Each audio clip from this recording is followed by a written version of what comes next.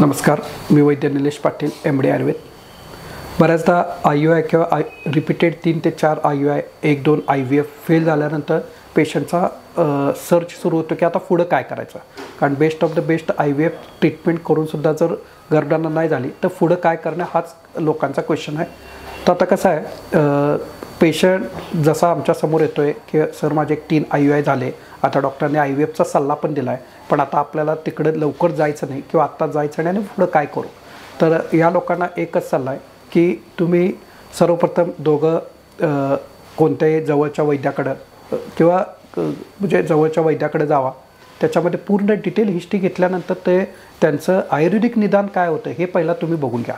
म्हणजे बऱ्याचदा आमचं निदान होतं की तुम्हाला लहानपणापासून असणारा हाडीताप आहे आणि म्हणून तुम्हाला गर्भाशयाकडे रस धातू चांगला होत नाही, म्हणून तुम्हाला गर्भधारणा होत नाही। बऱ्याचदा असं होतं की तुमची ॲसिडिटीचा प्रॉब्लेम आहे आणि ती बऱ्याच वर्षाची ॲसिडिटी आहे, तुम्ही अँटॅसिड खात असताय आणि त्यामुळं रक्तात उष्णता आहे, हातापायाला दाह होत असतो, योनिमार्गाला दाह होत असतो, शरीरसंबंध करताना त्या जागेला खास सुटत असते, आग होत असते, अशी आम्हाला लक्षणं होत असतात। इवन आमच्याकडं बऱ्याचदा असं होतं की सर मूतखड्याचं मला वर्षानुवर्ष दरवर्षी मला मूतखडे होतात, मी तेवढंच एखादं आयुर्वेदिक किंवा इंग्लिश औषधं एखादं घेतो आहे किंवा मी काय वेळेला खडे फोडूनसुद्धा घेतलेत, हा एक आजार होतो आहे। बऱ्याचदा असं होतं की सर मला बऱ्याच वर्षापासून मूळव्याध आहे, पण कधी तर वर्षातनं एकदा रक्त पडतं आहे असं येतो आहे। पोटाची तक्रार असते, सर मला पोटात काही खाल्लं तरी गॅसेस होतात असे पण सांगणारे आता पुरुषांच्यामध्ये पोटाची तक्रार आहे, गॅसेस होणं, पोटगच्च राहणं, मूळव्याध होणं हे जरा पुरुषांमध्ये तसं जास्त दिसतं आहे।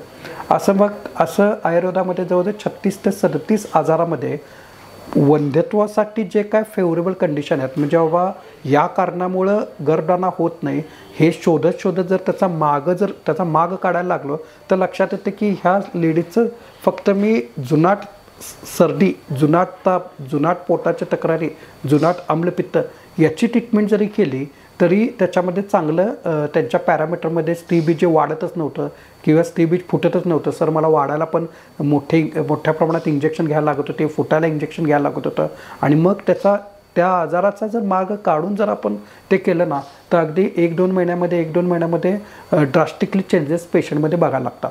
त्यामुळे कसं आहे की IVFचा सल्ला मला दिला गेला आहे तर लगेच IVF करण्यापेक्षा की बाबा एक वैद्याचा सल्ला घ्यावा की बाबा नेमकं काय, की बाबा मला IVFची वेळच का आली। कारण वयवर्ष 20-22 आता इवन तर 22-23 वर्षाच्या मुलींनासुद्धा डायरेक्ट IVFचा सल्ला दिला जातो आहे। मग वयवर्ष 22ला एवढ्या कमी वयात मला जर IVFचा सल्ला दिला गेला असेल तर माझ्या शरीरात असं काय घडलं।